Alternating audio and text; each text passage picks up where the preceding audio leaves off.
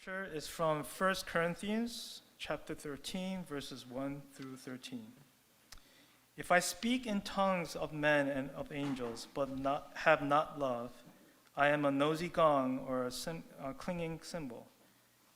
And if I have prophetic powers and understand all mysteries and all knowledge, and if I have all faith so as to remove mountains, but have not love, I am nothing.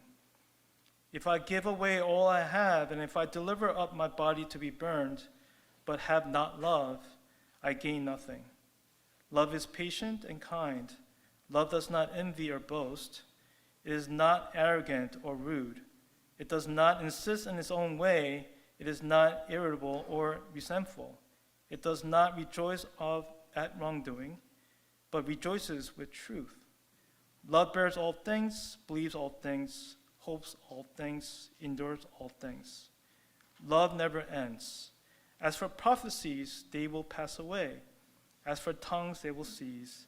As for knowledge, it will pass away. For we know in part that we prophesy in part. But when the perfect comes, the partial will pass away. When I was a child, I spoke like a child. I thought like a child. I reasoned like a child. When I become a man, I gave up childish ways. For now we see in the mirror dimly, but then face to face. Now I know in part, then I shall know fully, even as I have been fully known. So now faith, hope, love abide. These three, but the greatest of these is love. This is the word of God. Thanks be to God. If you've been coming to our church for a while, or for at least last several months this year, you probably noticed that the last Sunday of each month, we take a break from our normal passage sermon, and we go through what we call gospel ecosystem. And if you are visiting for the first time, we go through this ecosystem where every part of living or non-living things come together to form the system of life, and we apply that in our church in gospel ecosystem, where we want to have this system of life in our church where we can all grow together as part of this ecosystem. Today, we come to this sixth part. If you've been here before, you probably memorized all these 7 elements of ecosystem. You memorized them all, right? Number 1, what was it? Okay. That's fine, because I forget too. I don't memorize. I have to read. We don't have a slide for you. Kingdom Center Prayer, Evangelism, Justice and Mercy Initiative, Faith and Work. Number 5, Family. Talked about that last month. Number 6 is this month, Leadership Development or Leadership Pipeline. And then the 7th one will be on building network of leaders or churches who are like-minded in the city. Because we don't want just to be a church that's healthy here by ourselves, but we want to be part of a greater network. Today is about leadership development, leadership pipeline. When I was 28 years old, I started a full-time ministry. Right out of seminary, I went into a growing church. It was a fast-growing church. And there are hundreds and hundreds of people, more than 1,000, close to 2,000 people in the church, and I was one of the full-time staff there. And at the end of each year, all the staff members, along with other leaders, would come up with a recommendation of leadership for the following year, like elders, deacons, deaconess, and other officers in the church. And we had certain criteria. if individuals, these people meet these certain criteria, they're qualified to be leaders. And the qualifications are Sunday morning worship attendance. They have to have almost perfect Sunday worship attendance. Number 2, Sunday evening worship service attendance. The church where I used to be pastor at, we had 3 Sunday morning services and 1 evening service at 5 o'clock. So they were expected to be at church all day. Sunday morning, Sunday evening, Wednesday evening prayer meeting, they have to be there. They have to be in a community group, be involved in community group, and they have to show record of tithing, 10% of their income to church. If they meet this criteria and the qualification, they can be nominated as leaders. And we're going through this process, and this is my first year right out of seminary, and they're going through this list of like hundreds of people. And I raised my hand, and I asked a question to senior pastor. I said, where did you get this qualification from? How come we're not talking about 1 Timothy chapter 3 and Titus 1? There's no qualification that we get from 1 Timothy 3. That's about what church leadership is about. It talks about all these characters and all that stuff. And Titus 1 is all about, you have to be like mature Christian and all that kind of stuff. And I asked a question, and everyone was just silent. And then I was totally ignored. And the senior pastor said, okay, let's get to, and just went ahead. And then I started asking, how come we don't talk about real character issues of leadership? We're only talking about these kind of things. So it's been my desire and it's been my burden to raise leaders and help raise leaders who have more of inner character than outer criteria of performance or skills. Leadership is important to church planting as well. I just came back from Korea last week. I was here last Sunday, but I came back from Korea on Saturday. And I gave a talk on leadership and church planting. And I shared this experience that I had about 20 years ago where I was involved in this thing called Pastor's Summit. There were 10 seminary grads from Westminster Seminary, 10 seminary grads from Reformed Theological Seminary, 10 seminary grads from Covenant Theological Seminary. They all gathered, 30 of them, and then their wives. And for 2 years, they did a research on us and asked us a bunch of questions. And I was involved in it. And as a result of that research, they published a book called Resilient Ministry, What Pastors Told Us About Surviving and Thriving. That's the title of the book. Resilient Ministry, What Pastors Told Us About Surviving and Thriving. And out of the result, leadership had to do with 5 things. 5 things to be intact for these pastors to survive and hopefully thrive. Number 1, spiritual formation. Number 2, self-care. Number 3, emotional and cultural intelligence. Number 4, marriage and family. Number 5, leadership and management. Those 5 things. And I've been thinking about this for a long time, that to be a leader, you have to really emphasize more on your inner character than your natural talent.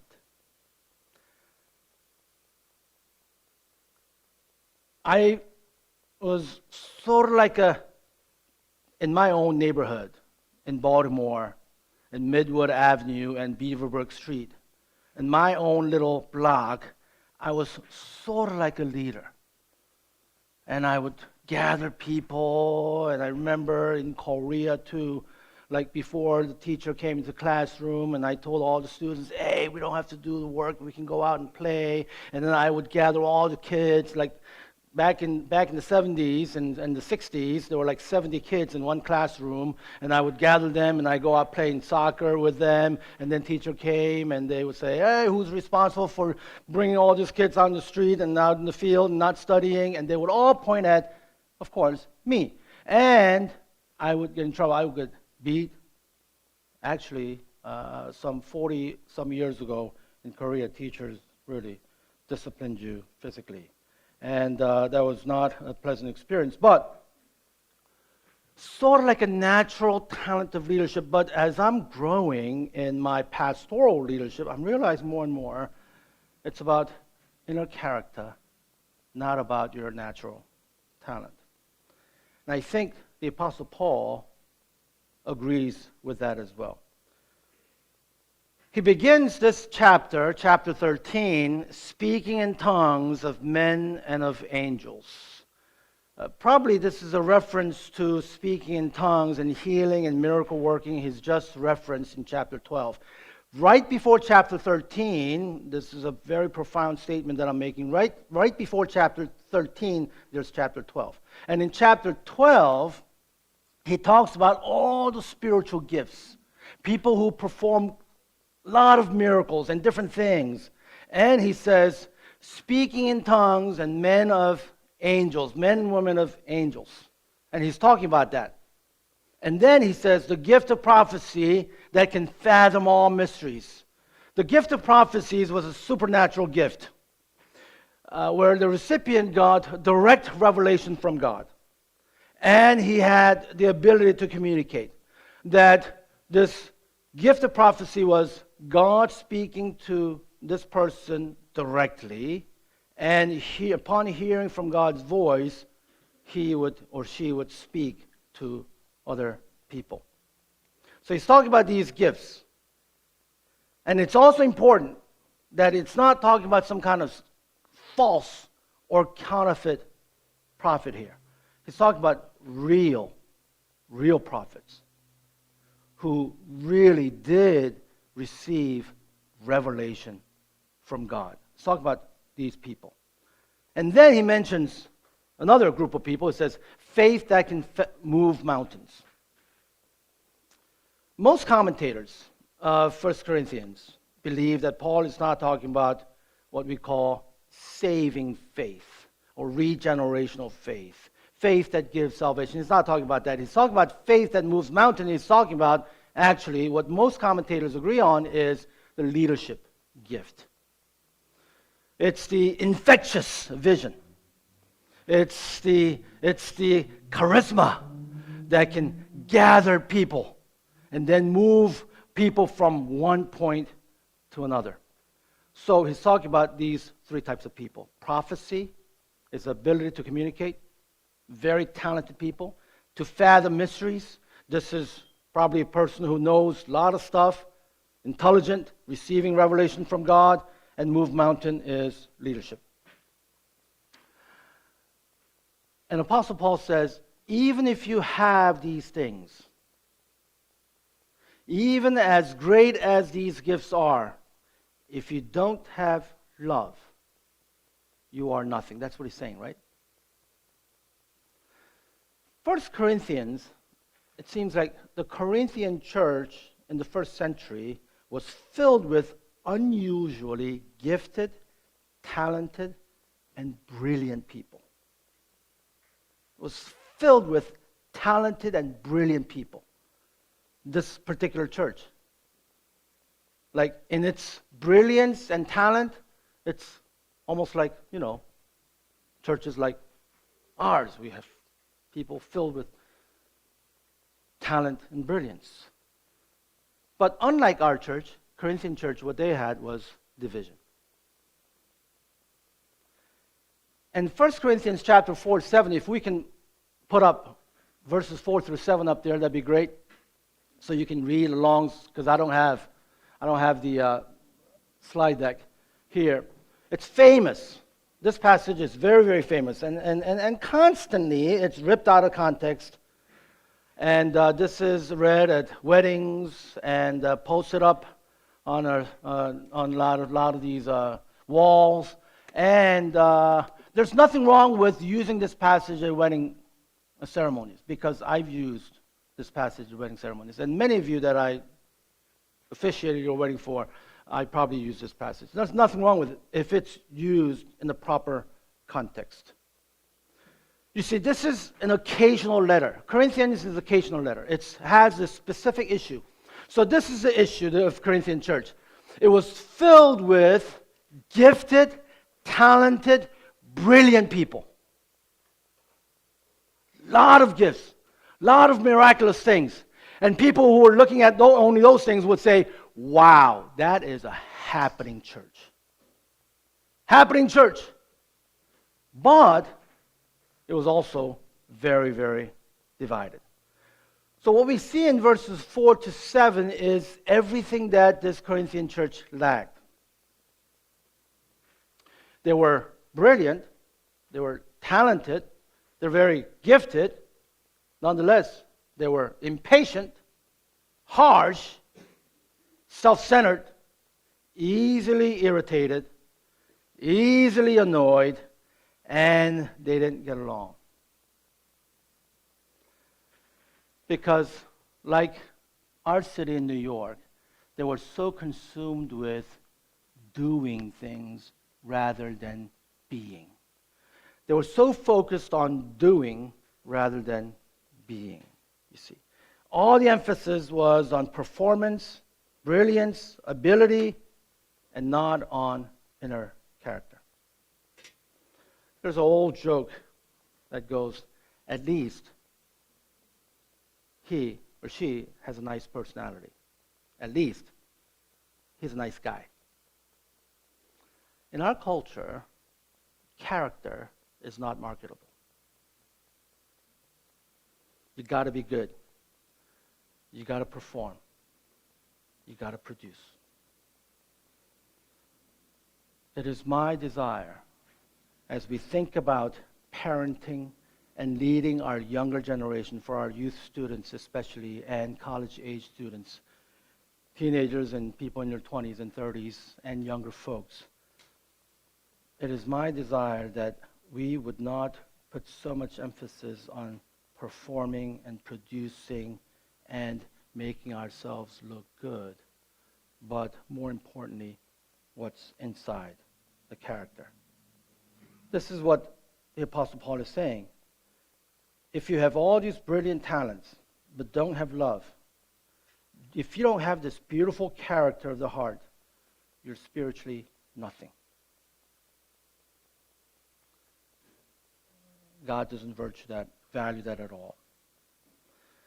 And Apostle Paul says, it's a resounding gong. It's actually hurting other people. There are some brilliant, gifted, talented people in our culture, in our city, in our country, with terrible character flaws. And what's sad is we see that in the church circle as well. I was talking to a pastor in Korea. He said, Pastor, I have to move up this church ladder. My first pastoral job that I want from out of seminary is a medium-sized church where I can be an assistant pastor. And then I got to perform. And then large-sized church, assistant pastor. And then I get recognized. By the time I'm about 40, 45, I get invited and called by a large church to be their senior pastor. That's the path. So I have to produce. To do that, I need to have a doctorate degree. Do you know any place where I can get it easily and cheaply?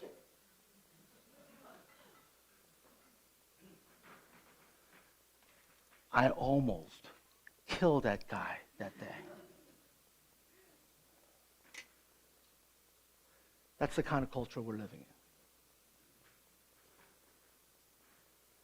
And are we somehow encouraging that to our children?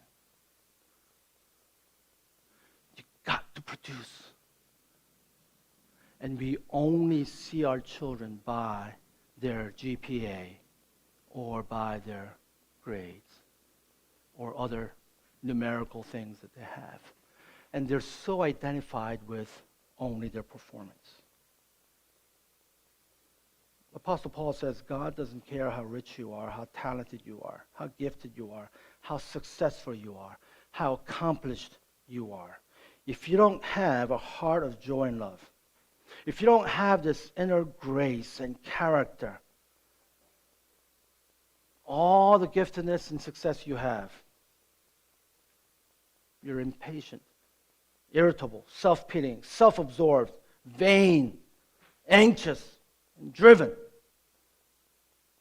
Spiritually, you're nothing, Apostle Paul says. You're nothing. And I hope we don't comfort ourselves by saying, I'm successful, I just got to work on some personal issues. As long as I have this. Apostle Paul is saying, you got nothing. Young folks, young people. When Apostle Paul is saying you got nothing, he's not just insulting you with street language. He's talking about it from God's perspective. It is nothing. What God values, what's really important in Christian character, in Christian life, in Christian leadership is inner character. Inner character. And that's what I've been praying for my children. To be men of character. So they can be people of character.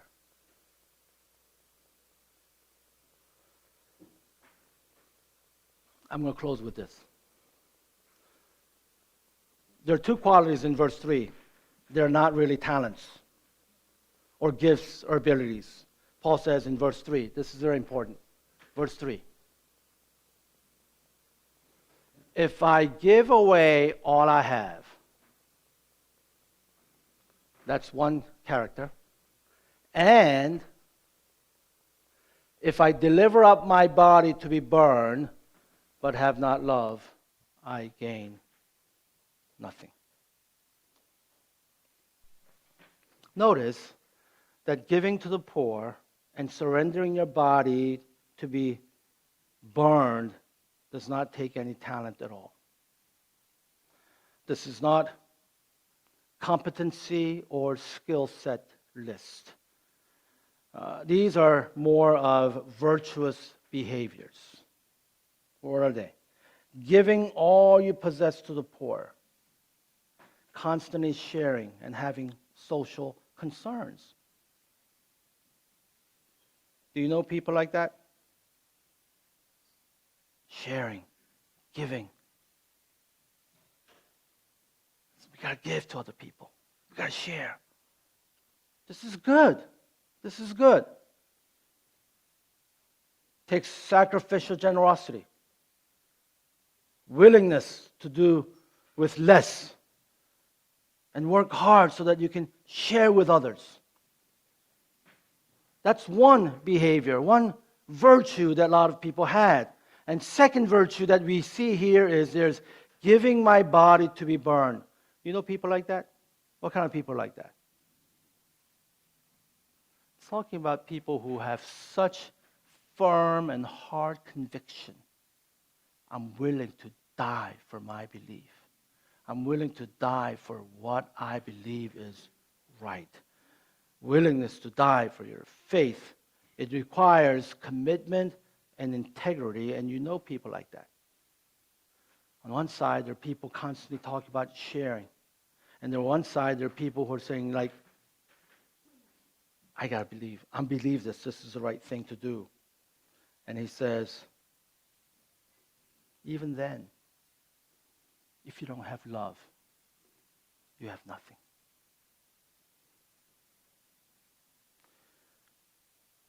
You can share without love.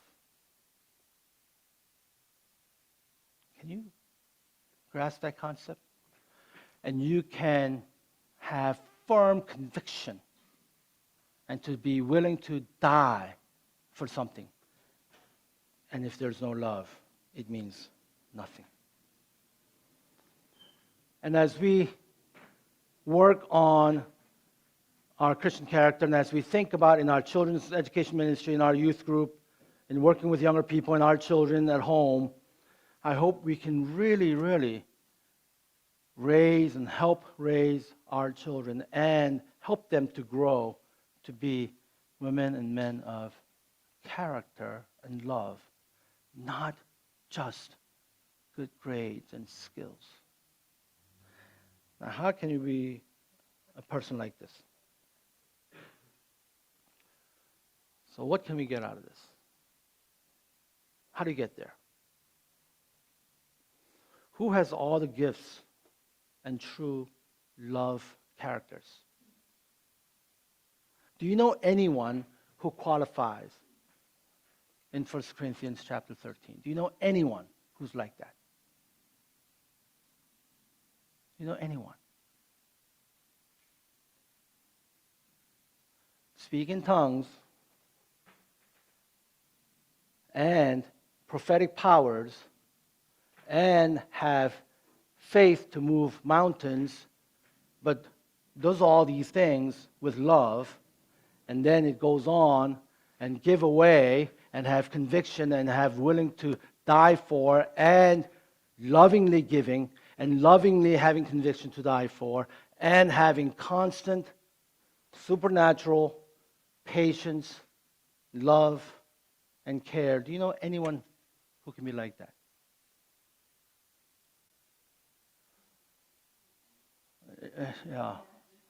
Yeah. And I hear some answers from this church. You know, in any church, the proper right answer to any question a pastor asks is Jesus. Jesus? You don't have to be too shy. Yeah, that's what he's talking about. This passage, there's a passage in the Bible where it says, God is love. Now, love is not God. I have to be very clear. Love is not God. God is love. And the essence of God is love when he says God is love. The essence of God is love and not miraculous phenomena. Not supernatural gifts. God is love. And I hope we can grow as a church and we can grow our leadership in a church to have real people with real love. I know there are a lot of different views and preferences and different things going on in your lives, in your small groups, in your church. But what brings all of us together is this. We have all these things, and if we don't have love, it means nothing.